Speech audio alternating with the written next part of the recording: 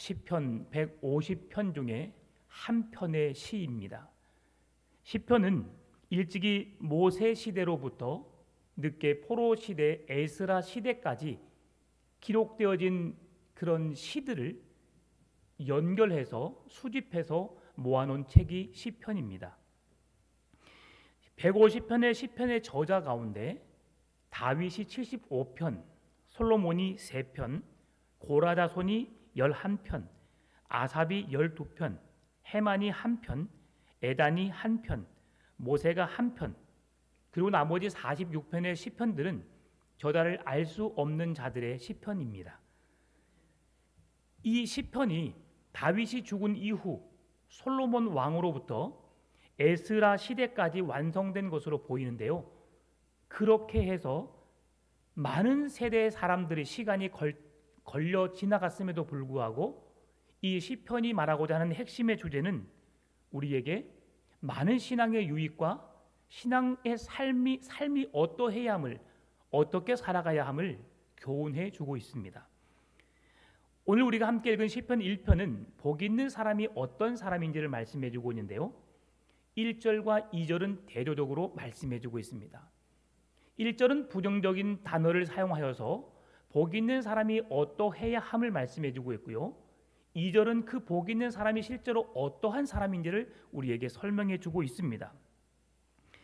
성경이 말하는 복 있는 사람, 그것은 세상이 말하는 복 있는 사람과 상반된 사람임을 말해줍니다. 여러분, 세상이 말하는 복 있는 사람은 어떤 사람입니까? 돈 있는 사람, 부자들, 잘 먹고 잘 사는 사람, 성공한 사람, 남부럽지 않을 만큼 살아가는 사람을 향해서 복 있는 사람이다, 성공한 사람이라고 말을 하지만 성경은 복 있는 사람을 그렇게 말하지 않습니다. 특별히 오늘 본문의 말씀을 통해서 우리가 성경이 말하는 복 있는 사람이 어떤 사람인지를 살펴보면서 함께 은혜를 나누고자 원하는데요. 1절의 말씀을 보게 되면 복 있는 사람은 악인들의 꾀를 따르지 아니하며 죄인들의 길에 서지 아니하며 오만한 자들의 자리에 앉지 아니하고 라고 말씀합니다. 그들의 꾀, 그들의 길, 그들의 자리에 서지 않는 자가 복 있는 자라고 말씀하는 것이죠. 복 있는 사람은 악인들의 꾀를 따르지 않는다라고 했는데 여기에서 악인은 누구를 말할까요? 하나님을 모르는 사람, 하나님을 믿지 않는 사람, 불신자라고 하는 좁은 의미에서 살펴볼 수 있지만 넓은 의미로 악인들은 누구냐 하면 하나님을 두려워하지 않는 자라 할 수 있습니다. 하나님을 믿지 않는 자, 하나님을 모르는 자, 불신자, 이것은 통상적인 의미고요. 하나님을 알면서도 어떤 분이신지 알면서도 그분을 두려워하지 않는 자가 진정으로 악한 자임을 말해주고 있습니다. 복 있는 사람은 하나님을 두려워하지 않는 자들과 함께 하지 아니하고, 여러분, 하나님을 두려워하지 않는다는 것 너무나 두려운 일입니다. 하나님이 어떤 분이신지 안다면 우리는 그렇게 살아갈 수가 없는 거죠. 이런 사람들은 어떤 두려움도 가지지 않기 때문에 자기 멋대로, 자기 생각대로, 자기 하고 싶은 대로 하는 사람임을 말해주고 있습니다. 따라서 복 있는 사람은 하나님을 두려워하지 않는 악인들의 꾀, 그들의 사고, 그들의 심성을 따르지 않는 자임을 말씀해주고 있습니다. 또한 복 있는 사람은 죄인들의 길에 서지 않는 자라고 말씀해주고 있는데요.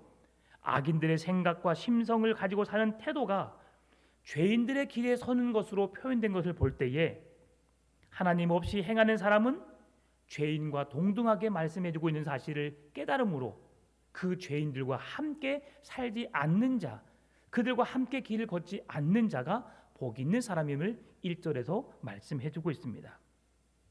죄인은 오만한 자로도 표현되고 있습니다.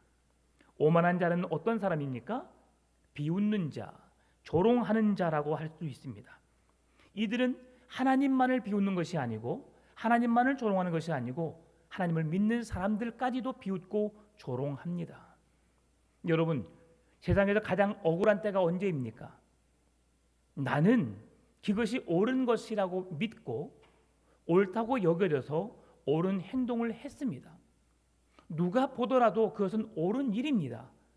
그런데 어떤 사람들이 나를 향하여서 비아냥거리고 조롱하고 비방하면 내가 진리 위에 서 있음에도 불구하고 우리는 불편한 마음을 가질 수밖에 없습니다. 여러분, 절대 두려워할 필요가 없는 거죠. 왜 그렇습니까? 하나님께서 인정해 주시면 되는 것이기 때문이죠. 그래서 1절과 2절은 대조적으로 우리에게 말씀해 주고 있는데요. 1절은 부정적인 측면에서 복 있는 사람이 어떤 사람임을 말씀해 주고 있고요. 2절은 그 복 있는 사람의 실제적인 긍정적인 의미를 우리에게 말씀해 주고 있습니다. 2절 말씀을 같이 읽어볼까요? 오직 여호와의 율법을 즐거워하여 그 율법을 주야로 묵상하는 자로다. 아멘. 이 말씀 안에는 우리가 원하는 대답이 다 들어 있습니다. 하나님을 경외함, 하나님의 선하심의 은혜를 맛보는 것, 형제를 사랑하는 것, 우리가 믿음으로 어떻게 살아가야 하는지 그 말씀을 따라 사는 삶, 우리가 그렇게 살아감으로 행복한 삶이 무엇인지를 성경은 말씀해 주고 있는데요. 오직 여호와의 율법을 즐거워하여라고 말하고 있습니다. 복 있는 사람은 그 율법을 주야로 묵상하는 자로다라고 말씀하는데요. 성경을 주야로 묵상하고 있는 사람을 복 있는 사람이라고 말하지 않습니다. 우리가 이 글을 읽으면 여호와의 율법을 즐거워하여 그 율법을 주야로 묵상하는 자로다라고 말하면서 이렇게 생각할 수 있습니다. 아, 복 있는 사람은 주야로 성경을 묵상하는 자이구나. 성경을 묵상하는 자가 복 있는 자이구나라고 생각할 수 있지만 성경은 먼저 여호와의 율법을 즐거워하여라고 말합니다. 복 있는 사람은 여호와의 율법, 하나님의 말씀을 사랑하고 그 말씀으로 인하여서 즐거워하는 사람, 하나님의 말씀이 있음에 그 말씀 때문에 기쁘고 즐거워하고 행복해하는 사람, 다시 말하면 하나님이 우리와 함께 하시기 때문에 우리의 생명을 지키시고 보존하시기 때문에 그 은혜가 있기 때문에 행복한 삶을 사는 사람, 그렇게 행복한 삶을 살아가는 사람들에게 이어 따라줘야 할 행동이 뭐냐? 주의 말씀을 주야로 묵상한다는 것입니다.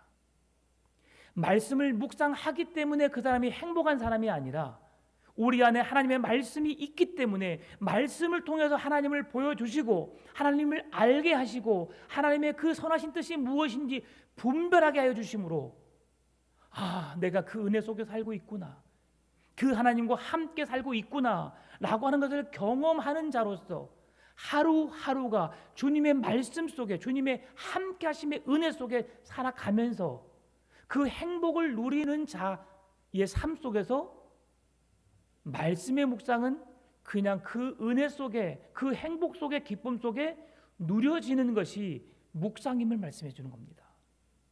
여러분, 복 있는 사람은 바로 이런 자입니다.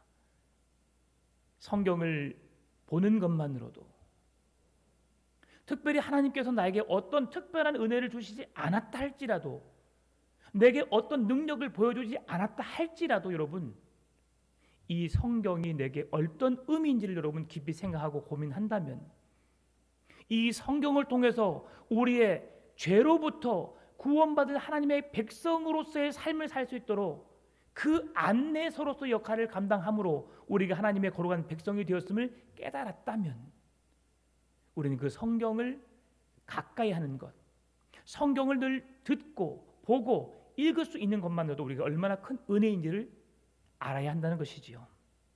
그래서 성경을 묵상한다는 것은 단순히 읽고 마음에 새긴다는 소극적인 의미를 넘어서 그것을 지키기 위해서 노력하는 삶, 하나님의 말씀을 가르침에 적극적으로 실천하기 위해서 그 삶을 살아내기 위해서 몸부림치는 삶. 2023년을 맞이하면서 제가 2024년에 교회가 달려가야 할 방향이 무엇일까를 지금부터 고민하고 있습니다. 그런데 2020년, 21년, 22년 달려왔던 그 신앙의 삶, 21년, 22년, 23년, 3년 동안 2년 동안 달려왔고 앞으로 1년 동안 달려가야 할 그 삶을 보면서 이것보다 더 명확한 우리가 가야 할 길이 또 있을까를 생각해 보았습니다. 이제 새로운 비전을 또 주시겠지만 제가 계속 앞으로도 10주가 넘게 성경을 묵상하는 것이 무엇인지를 계속해서 말씀을 드리려고 합니다. 여러분, 하나님을 안다는 것, 그 하나님을 내가 믿는다는 것, 그리고 그 하나님을 믿음으로 고백함으로 살아간다는 것, 이것이 그리스도인의 전부가 아닐까 생각해 봅니다. 여러분, 음식을 먹을 때 어떻게 먹습니까? 맛있다고 허겁지겁 먹어버리면 소화가 되지 않습니다. 그 뒤에 이야기는 하지 않겠습니다. 그런데 꼭꼭 씹어서 드셔보십시오. 그러면 그 음식의 영양소들이 우리의 몸에 스며들게 됩니다. 그리고 우리의 몸을 건강하게 유지할 수 있게 되는 거죠. 말씀을 묵상하는 것도 마찬가지입니다.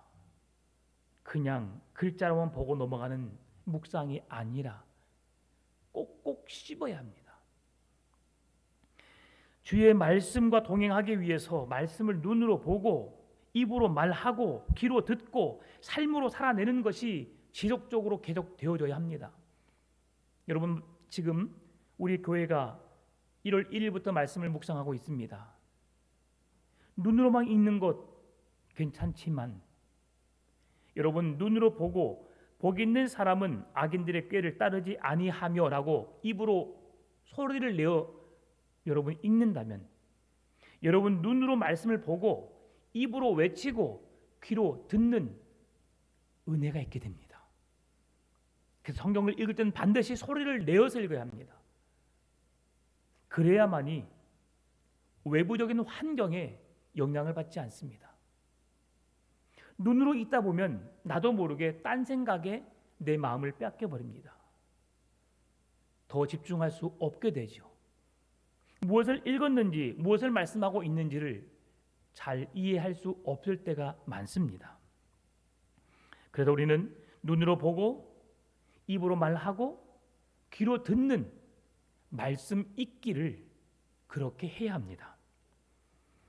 여러분은 복 있는 사람입니까? 오늘 복 있는 사람이 어떤 사람인지 1절과 2절에서 말씀해 주었습니다.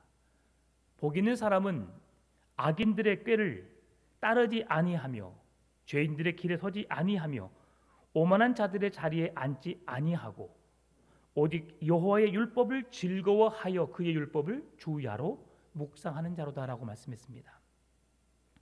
복 있는 사람은 주님의 말씀에 자신의 눈과 입과 귀를 열어서 집중하여서 그 말씀을 향해 나아가는 것을 말씀해 주고 있습니다.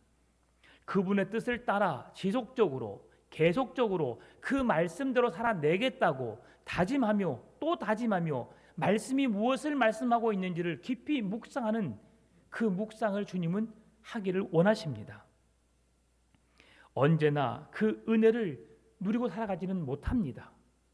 그럼에도 우리에게 있어서 그렇게 살려고 노력할 때에 그렇게 말씀을 묵상하면서 주님의 무엇을 말씀하시려는지 깊이 묵상을 해 나갈 때 우리들의 신앙은 우리가 생각한 것 그 이상으로 더 크게 성장하게 될 것입니다. 복 있는 사람은 하나님의 말씀을 통해서 하나님을 알아가는 기쁨이 이 세상에 주는 그 어떤 기쁨보다 가장 크다는 것을 깨닫는 사람을 말합니다. 시편 63편 5절 6절 7절은 이렇게 말씀합니다. 골수와 기름진 것을 먹음과 같이 나의 영혼이 만족할 것이라. 나의 입이 기쁜 입술로 주를 찬송하되 내가 나의 침상에서 주를 기억하며 새벽에 주의 말씀을 작은 소리로 읊조릴 때에 하오리니 주는 나의 도움이 되셨습니다. 내가 주의 날개 그늘에서 즐겁게 부르리이다. 아멘. 여러분, 이 말씀을 보면 이야, 참 아름다운 묵상이구나, 아름다운 시편의 노래라고 생각할 수 있습니다. 그런데 이 말씀은 다윗이 유대 광야에서 사울을 피해 도망다녔을 때 고백한 시입니다. 누군가가 나를 죽으려고 10년이라는 시간, 그 이상을 쫓아와 도망자의 삶을 살고 있는 다윗의 삶입니다. 나를 미워하고 증오하고 저주를 넘어서 나를 죽이려고 하는 그 위험한 상황 속에서 다윗은 고백합니다. 주의 말씀이 내 영혼을 만족시키시며 주의 말씀이 내 입술에 찬송이 되게 하셨나이다. 나의 죽고 사는 것보다 다윗의 고백 속에서 주의 말씀이 더 귀함을, 주의 말씀을 통해서 이 세상의 삶보다 하나님 나라의 삶이 얼마나 중요한지를 깨닫는 다윗의 고백인 줄 믿습니다. 여러분, 그래서 다윗은 참으로 대단한 사람이라 할 수 있습니다. 죽음의 두려움 속에서도 본인이 죄를 지었을 때에 내 뼈가 진하여 여름의 가뭄에 마른 땅처럼 말라 들어가는 그런 삶임을 고백하죠. 하나님, 내가 주님의 백성이지만 죄를 지음으로 내 진액이 마름같이 내가 그런 죄를 지었고 내가 마음이 답답하고 괴로워 죽겠습니다. 내 죄를 용서해 주시라고. 하나님이 아니면 그 모든 죄를 용서할 수 없음을 고백했던 사람이 누굽니까? 다윗입니다. 처음에는 그 죄를 숨기기 위해서 자기는 그런 죄를 짓지 않은 것처럼 숨겨내기 위해서 우리아를 전쟁터로 보내서 죽게 하고 그 아내를, 그 여인을 아내로 맞이하여서 행복하게 사는 것처럼 성경에서 말하고 있지만 실제로 그의 삶은 내 뼈가 마름같이, 내 진액이 마름같이 라고 하는 그런 하나님 앞에서의 불편한 모습을 고백하고 있는 것을 볼 때에 다윗은 하나님의 말씀대로 살기 위해서 몸부림친 사람이었다고 말할 수 있습니다. 사도 바울 또한 에베소 교회 성도들에게 성경을 묵상하는 것이 어떤 의미인지를 말씀해주고 있는데요. 에베소서 3장 3절 4절 말씀입니다. 곧 계시로 내게 비밀을 알게 하신 것은 내가 먼저 간단히 기록함과 같으니 그것을 읽으면 내가 그리스도의 비밀을 깨닫는 것을 너희가 알 수 있으리라. 아멘. 사도 바울이 만난 하나님, 그리스도의 비밀의 말씀을 깨달은 가운데 그 말씀을 깨닫도록 그 말씀을 에베소 교회 성도들에게 보내고 있는데 너희들이 그 비밀의 말씀을 읽으면 그 그리스도의 비밀을 알아가리라라고 말씀하는 거죠. 성경 묵상은 단순히 하나님의 말씀을 읽는 것에 지나지 않고 하나님이 성경을 통해 계시해 놓으신 비밀의 말씀을 알아가는 일에 우리에게 밝히 보여주는 말씀임을, 그것이 성경을 읽어가야 하는 우리의 삶이어야 함을 그렇게 말씀해 주고 있는 겁니다. 성경이 하나님의 말씀이기에 우리는 성경을 읽을 때 인위적인 방법으로 우리의 눈으로 육안으로 읽으려고 애쓰고 노력하는 것이 아니라 그래서 성령의 도우심을 간구해야 하는 것입니다. 하나님, 주의 말씀을 묵상합니다. 말씀을 읽으려고 합니다. 내게 깨닫는 은혜를 허락하여 주옵소서. 비밀의 말씀을 깨닫는 은혜를 더하여 주옵소서. 말씀을 묵상하면서 한눈 팔지 않게 해주시고 내 마음을 다른 곳에 빼앗기지 않게 해주시고 주님께 집중함으로 그 말씀을 묵상하게 하옵소서. 주의 은혜를 간구하고 기도하고 말씀을 묵상해야 합니다. 그럴 때 하나님께서 우리에게 더 집중할 수 있도록 말씀을 통해 더 깊이 알아갈 수 있는 은혜를 허락해 주실 줄 믿습니다.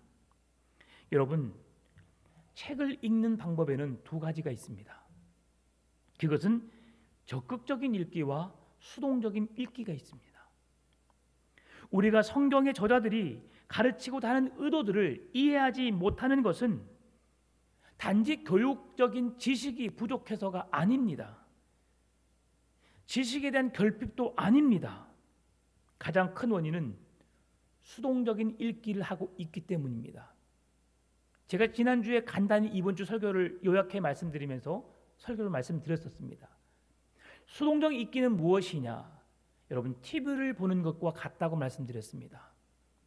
TV를 볼 때 여러분 집중해서 TV를 보지만 그러나 그냥 그 TV에 집중하고 있지만 그냥 TV에서 재미있는 말을 하면 웃고 슬픈 말을 하게 되면 울고 그러면서 시간을 보내면서 지나면 좀 아쉽네. 다 내일 연속공 어떻게 진행될까 고민은 좀 하지만 거기에 깊이 연구하거나 왜 저 사람이 그런 행동과 말을 했을까 우리는 분석하지 않습니다. 그냥 파노라마처럼 쭉쭉쭉 지나가는 흘러가는 그 드라마나 소리를 들으면서 우리는 그곳에 마음을 두고 그 우리의 생각을 보고 따라가는 것입니다. 그런데 책 읽기는 다릅니다. 특히나 성경을 읽는 것에는 더 중요합니다. 성경을 읽는 것은 우리의 생각을 요구합니다. 더 주의력을 요구한다는 거죠. 무엇을 말씀하시는지, 하나님께서 왜 이렇게 그 말씀을 기록해 놓았는지, 왜 이 저자를 통해서 그들에게 무엇을 말씀하시려는지 그 의도가 무엇인지를 알아야 합니다. 그럴 때에 우리는 그 말씀을 더 깊이 이해할 수 있는데요. 그것이 바로 적극적인 읽기입니다. 적극적인 읽기는 묵상과 매우 깊은 연관이 있습니다. 여러분, 성경을 묵상하는 방법은 성경을 여러 번 읽는 겁니다. 성경이 무슨 말씀을 하고 있는지 내가 오늘 주어진 매일 성경의 본문 말씀 속에서 이 말씀이 무엇을 말씀하고 있는지 깨달아질 때까지 읽는 것을 말합니다. 오늘 본문은 나에게 이것을 말씀하려고 하는 것이구나라고 하는 것을 깨달아졌다면 그 속에서 하나님이 우리에게 주시고자 하는 메시지가 무엇일까? 나는 이 말씀을 통해서 내가 어떻게 하루의 삶을 살아가야 할까? 하나님의 거룩한 백성들로 내가 어떻게 서가야 할까를 다시 한번 생각해 보는 것입니다. 그리고 그 말씀을 통해서 내가 그렇게 신앙으로 잘 서 있는지 다시 한번 곱씹어 보고 또 곱씹어 보면서 그 말씀을 통해서 내 자신을 바라보는 것이죠. 그리고 성경이 말씀하는 바와 내가 생각하는 것과 내가 살아가는 방법이 일치한가를 돌아보는 것입니다. 이것이 진정한 성경의 묵상의 방법이지요. 바울 사도는 디모데에게 이렇게 말을 했습니다. 디모데후서 2장 7절 내가 말하는 것을 생각해 보라. 주께서 범사에 내게 총명을 주시리라라고 말씀합니다. 이게 무슨 말씀인지라고 생각되죠. 그래도 세번역 성경 우리말 성경을 보면 이렇게 해석되어 있습니다. 내가 말하는 것을 곰곰이 생각해 보아라.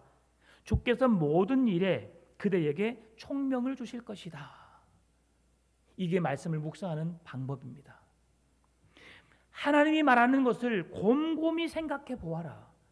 오늘 본문의 말씀을 통해서 무엇을 말씀하시는지 한번 곰곰이 생각해 봐라.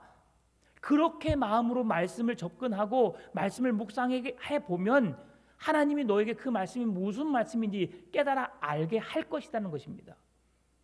지식이 있어서 말씀을 깨닫는 것이 아니라 교회를 오래 다녀서 그 말씀을 깨닫는 것이 아니라 하나님이 내게 밝히 보여주실 수 있는 성령님께서 내 마음을 감동시키셔서 말씀을 보고 말하고 들음으로 인해서 그 말씀이 무슨 말씀인지 하나님이 조명해 주실 때에 우리는 그 말씀을 이해하고 깨달을 수 있다고 말씀하는 겁니다. 제임스 패커라는 사람은 이렇게 말했습니다. 묵상은 오늘날 잃어버린 기술이며 그리스도인들은 그것을 몰라서 통탄할 만큼 괴로움을 당하고 있다라고 말했습니다. 그 정도로 묵상이 중요합니다.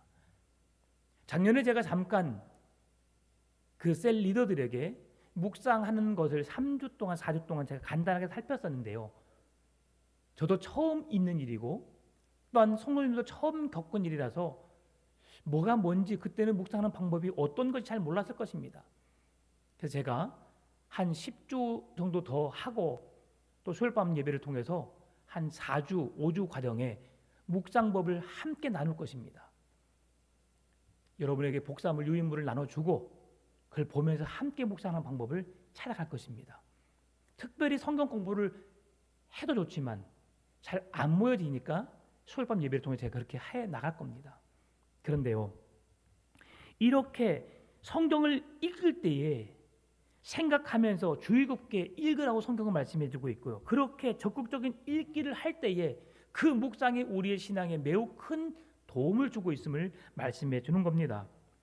오늘 우리가 묵상법을 모르기 때문에 어떻게 성경을 읽어야 될지 모르기 때문에 성경을 바르게 이해할 수 없음을 제임스 패커라는 사람은 마음 아파하고 있습니다.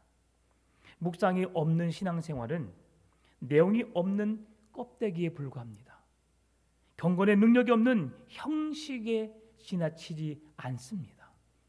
여러분, 소가 되새김질해서 소화를 시켜 나가는 것처럼 한 번 읽었다고 만족하는 것이 아니라 읽고 또 읽고 또 읽음으로 그 말씀이 무엇을 말씀하는지를 이해할 때까지 읽어 내려가는 것이 묵상의 첫 번째 방법이라고 하는 것입니다. 묵상은 진리가 자신의 삶에 깊이 영향을 미치게 하는 수로를 열어주는 것과 같습니다. 물줄기가 내게로 향하여 들 때에, 그래서 오늘 3절은 말씀합니다. 그는 시냇가에 심은 나무가,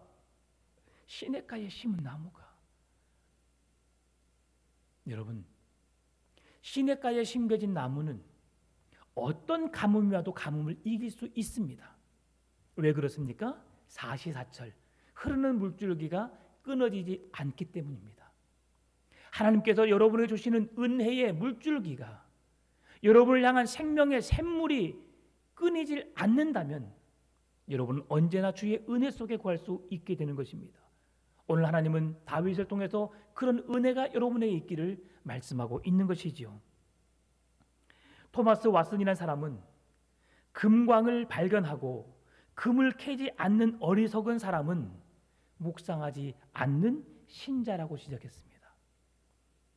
금광을 발견했는데 그 금광을 캐면 나에게 많은 부를 가져다 주고 내 삶을 윤택하게 해주는데도 불구하고 그 금을 캐지 않는 자가 성경을 묵상하지 않는 자와 같다고 말합니다.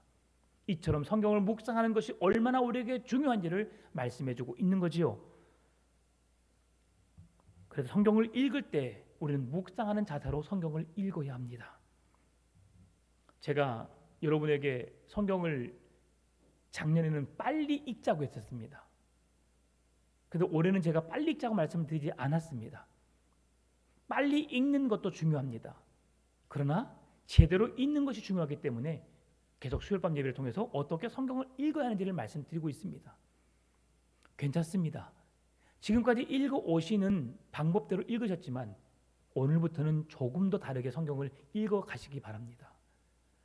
많은 분량을 빨리 읽는 것도 중요하지만 내가 읽은 만큼의 성경을 이해하는 것이 더 중요하다는 것을 기억하고 그렇게 올해는 성경 66권을 읽었으면 좋겠습니다. 한 번만 읽어도 괜찮습니다. 두 번이 아니어도 괜찮습니다. 한 번을 읽더라도 말씀을 조금 더 깊이 묵상하면서 말씀을 접한다면 더 큰 은혜가 있지 않을까 생각해 봅니다. 루이 아가시라는 하버드 대학의 교수가 있었습니다. 이 교수는 지질학과, 동물학과 두 과를 겸한 교수였습니다. 그런데 이 교수의 제자가 그를 연구하면서 그에게 아가시 교수로부터 배울 수 있는 게 뭘까라고 하는 것을 연구했습니다. 그 연구해 놓은 한 자료가 있는데요. 그것은 뭐냐면 그의 제자들에게 한 상징물을 주고 그것을 골똘히 연구하게 하는 거였습니다. 곤충을 연구하고 싶다고 하는 그 한 제자가 아가시 교수는 이렇게 말했습니다. 하스돔이라는 물고기가 있는가 봅니다. 하스돔이라는 물고기 표본을 지켜보라고 했습니다. 그리고 그 아가시 교수는 그 자리를 떠났습니다. 그 제자가 이 하스돔이라고 하는 물고기를 표본을 보고 30분 동안 골똘히 쳐다봤습니다. 그리고 교수에게 갔습니다. 그런데 교수가 그 자리에 있지 않는 거예요. 다시 30분, 1시간, 또 1시간, 오랜 시간 그 물고기를 표본을 쳐다보면서 연구하기 시작했습니다. 그리고 또 교수님에게 갔더니 교수님이 안 계시는 거예요. 그리고 이제는 물고기를 입을 벌려서 넣어보기도 하고 이빨의 개수가 몇 개인지 확인해 보기도 하고 그 비늘이 한 줄에 몇 개씩 있는가 세어보기도 하고 그리고 그 그림으로 다시 한번 표본을 그려보기도 하고 그러고 그 교수를 만났습니다. 근데 그 교수가 아직 너는 이 하수도 물고기를 제대로 알지 못하는군. 더 연구해봐라고 말을 던지고 떠나버렸습니다.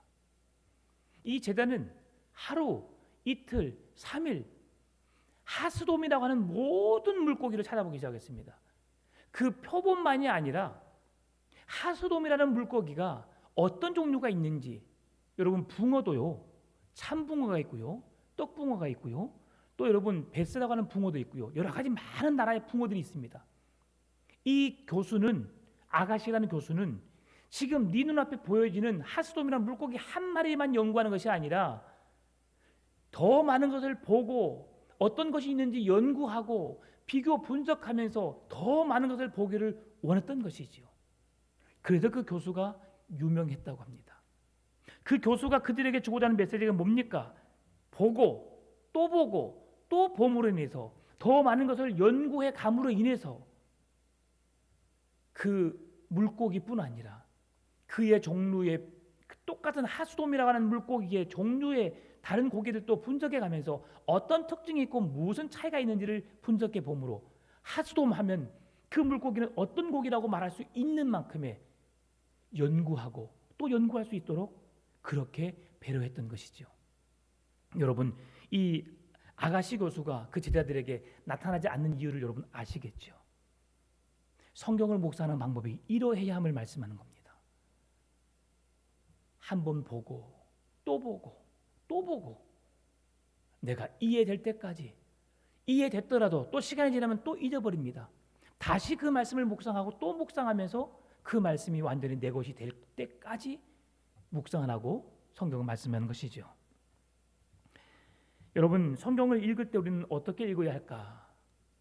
귀납적 성경 연구가 있습니다. 귀납적 성경 읽기가 있습니다. 귀납적 성경 연구는 결론을 가지고 성경을 접근한 것이 아니라 성경의 본문과 본문을 봄으로써 그 성경의 본문이 무엇을 말씀하시는지 결론을 끄집어내는 것을 말합니다. 다시 말하면 성경을 읽을 때에 오늘 시편 1편만 말씀을 읽는 것이 아니라 오늘 우리가 200장 찬송했거든요. 오늘 210장이 찬송이 시편의 말씀입니다. 시편 네.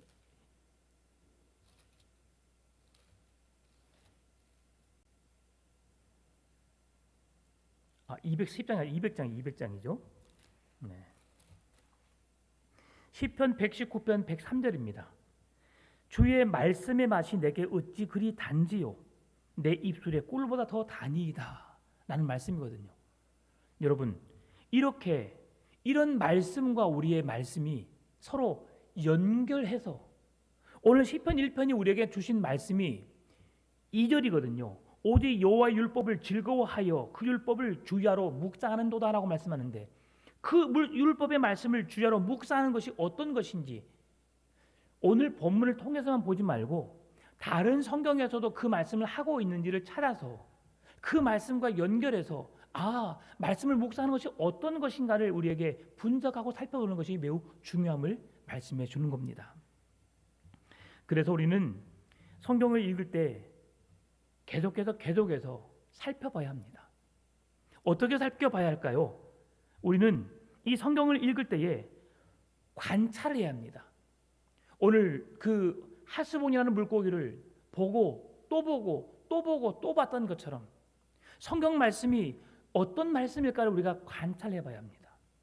그래서 그 말씀이 읽고 또 읽음으로 하나님이 우리에게 주시고자 하는 말씀이 무엇인지를 깨닫는 것이죠.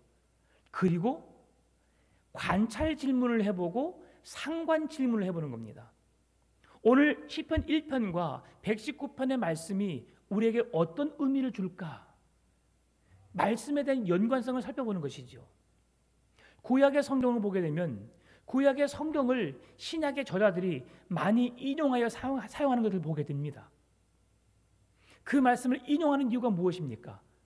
그 말씀을 어떻게 적용해야 할지를 그들에게 가르쳐 주기 위함이지요. 그런 상반된 성경의 본문들을 우리가 비교 연구하면서 말씀을 읽을 때에 그때 그 저자가 했던 말씀이 이 말씀이었구나. 여러분, 이사야 선지자와 예수님의 시대는 천년의 시간이 차이가 납니다. 근데 그 전에 이사야 선지자가 그렇게 말씀하셨을 때에 왜 신약의 제자들이 왜 예수님은 그 말씀을 통하여서 신약의 말씀을 기록하게 했을까? 그냥 보면 모릅니다. 그래서 우리는 성경을 읽을 때에 그 성경을 읽을 때 도움이 되는 뭔가를 참고해야 합니다. 그것이 바로 우리가 첫 번째 선택할 게 뭐냐면 좋은 성경을 찾는 겁니다. 여러분, 성경에는 직역 성경이 있고요, 의역 성경이 있습니다. 성경을 직역해 놓은 것은 우리가 읽고 있는 개역 개정 성경을 직역해 놓은 것입니다. 의역해 놓은 성경은 현대인의 성경, 현대어 성경, 우리말 성경이 있습니다. 여러분, 이 말씀들을 우리가 읽게 되면 참고할 수 있는 거죠. 그 외에도 성경은 여러 가지 종류들의 성경이 있습니다. 성경에 기록된 성경들이 오류가 있는 성경이 있을까요, 없을까요? 자기들이 그것이 맞다고 성경을 번역해 놓은 거거든요. 그러나 가장 그 성경에 바람직하다라고 했었던 것이 우리가 개역 개정 성경인데, 그러나 개역 개정 성경을 보고도 우리가 이해할 수 없는 것들은 직역해 놓은 의역해 놓은 성경들을 통해서 우리가 성경을 볼 필요가 있다는 거죠. 그 킹 제임스 성경이라고 있습니다. 어떤 한 종교에서는, 어떤 한 교파에서는 그것만이 하나님의 말씀이라고 봅니다. 여러분, 그것은 잘못된 견해입니다. 킹 제임스 성경이 틀린 성경이 아니라 그 성경도 우리가 하나님의 말씀을 알아가기 위해서 도움이 될 만한 성경임에 분명한 건 사실입니다. 그러나 그 성경만이, 다른 번역된 성경 전체는 다 오류가 있고 거짓이고 자기들이 번역해 놓은 성경만은 진짜다고 말하는 것은 거기에 잘못이 있다는 거죠. 우리가 한국 교회에서 개혁주의 신학 입장에서 성경을 가장 바람직하게 성경을 해석해 놓고 성경을 성경으로 풀어놓은 성경이 뭐라고요? 개역 개정 성경이라는 거죠. 그러나 그 외에 주어진 것들을 우리는 참고해서 볼 필요가 있습니다. 왜 그렇습니까? 성경을 이해하는 데 도움을 주기 때문이죠. 영어 성경 중에서는 NASB, ESV, 이것은 직역해 놓은 성경이고요, 의역해 놓은 성경은 NLT라고 하는 성경이 있습니다. 여러분, 이런 성경도 우리가 참고해 볼 만한 성경들이죠. 왜 그렇습니까? 한국말로 되어 있는 성경은 실제로 헬라어를, 히브리어를, 라틴어로, 독일어로, 그리고 다른 영어로, 그리고 그 중국어로 번역되었던 것을 우리 한국에 들어와서 번역해 놓은 것입니다. 그래서 처음에 우리가 성경을 접했을 때는 대부분이 성경이 한자로 되어 있었습니다. 성경지연서 해가지고 한문이 한 3분의 2가 되어 있었고 나머지 한글로 되어 있었죠. 그러다가 점점 한글로 번역되어 있었고 한글 우리나라에 맞는 단어를 선택한 것입니다. 여러분, 그런데요, 우리 한국 사람의 정서에 맞게 성경을 우리나라 말로 번역하다 보니까 그 나라에서 사용되어지고 있는 실제의 열매들이나 어떤 지명들이나 어떤 것에 대해서, 물건에 대해서 우리식으로 표현할 방법이 없기 때문에 우리의 환경에 맞는, 우리의 상황, 나라에 맞는 열매에 맞는 열매로 번역해서 해놓은 것들도 있습니다. 그러다 보니까 잘못 번역된 것들이 있겠지요. 그러한 것들을 영어 성경을 보게 되면 보다 구체적으로 그것이 그것이구나라고 알 수 있는 것입니다. 그래서 우리는 성경이 기록된 시대의 지리, 문화, 풍습, 저자의 신학 등을 이해할 필요가 있는 것입니다. 그래서 참고 도서가 반드시 필요한 것이죠. 모르는 단어의 의미를 찾을 때는 성경 사전이나 성경 색인 사전이 필요합니다. 지리적 배경을 이해하기 위해서는 성경 지도도 필요합니다. 저자의 신학이나 배경을 이해하기 위해서는 성경 주석도 필요한 것이죠. 이 모든 것을 한 번에 도와주는 성경이 있습니다. 그것은 바로 스터디 성경입니다. 혹시 그림 보여주나요? 자, 이겁니다. 이것뿐 아니라 스터디 바이블이라고 하는 성경책이 또 있습니다. 이것은 뭐냐면 우리가 한 권의 책 속에서 신구약 성경을 우리가 조금 더 성경을 이해하고 알아가기 쉽게 평신도들이 성경을 깊이 이해할 수 있을 만큼의 도와주는 주석이라 할 수 있습니다. 여러분, 주석은 지금 우리 한국에 나와 있는 주석이 몇십 개 있습니다. 근데 그 주석을 여러분 사서 보시려면 돈을 많이 버셔야 합니다. 주석 한 질에 새 것으로 살려면 한 150, 100만 원, 150, 200만 원씩 되거든요. 근데 저것은 한 8만 원, 9만 원이면 삽니다. 그럼 저것만 갖고 있어도 여러분 성경을 이해하는 데 많은 도움이 됩니다. 제가 저 출판사와 전혀 관계된 사람이 아닙니다. 여러분이 성경을 이해하기 쉽도록 가깝게, 그리고 혹 여러분 주석이 필요하시다 생각하시면 3층으로 올라오십시오. 한 질 달라면 제가 드리기도 합니다.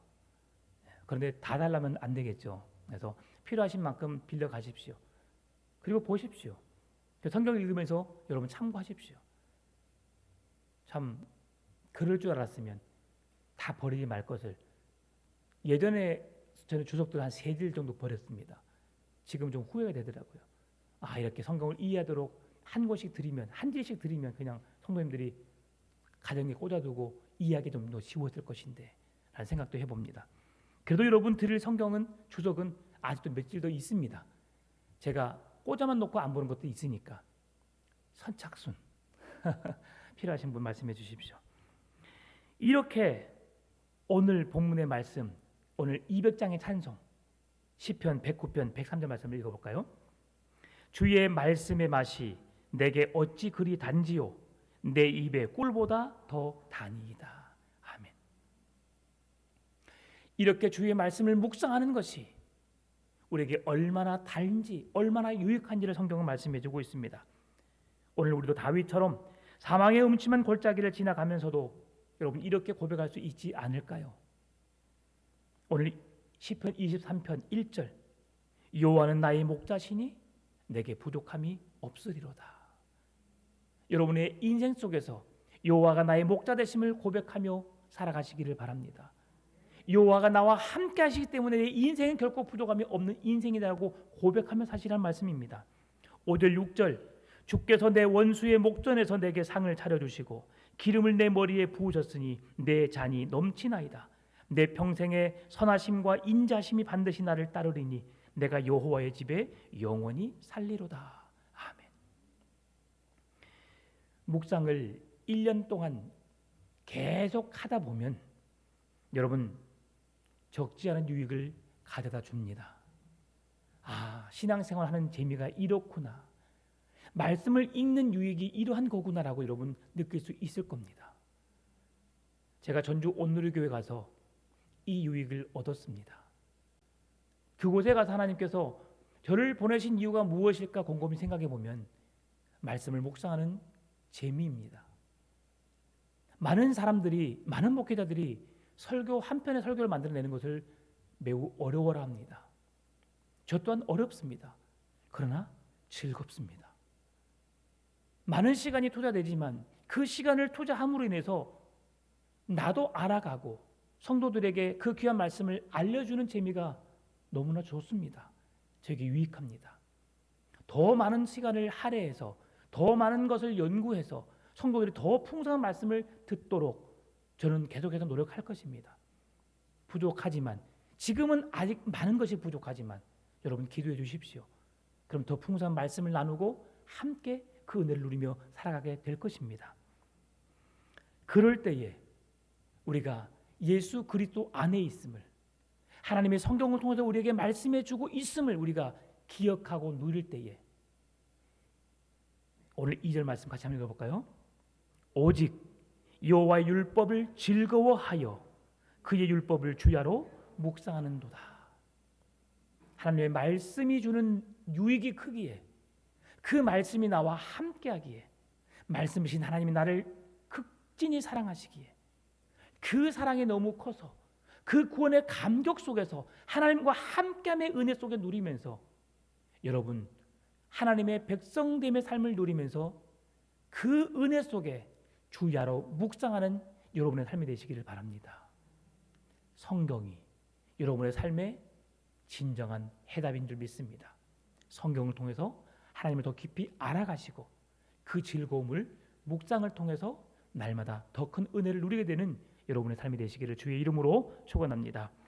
참 좋으신 아버지 하나님 감사합니다. 성경을 묵상하는 방법에 대해서 간단히 살펴보았습니다.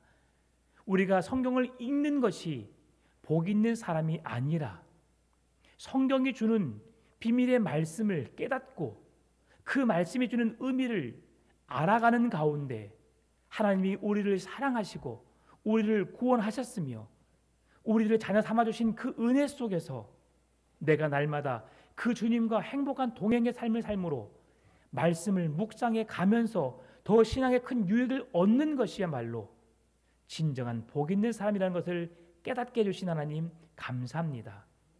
복 있는 사람으로 하루하루를 살아갈 수 있도록 도와주옵시고 주님 오시는 그날까지 계속해서 성경을 묵상하고 하나님을 더 깊이 알아가는 일에 힘쓰는 우리 모두가 되게 하여 주옵소서. 감사합니다. 살아계신 예수님의 이름으로 기도드립니다. 아멘.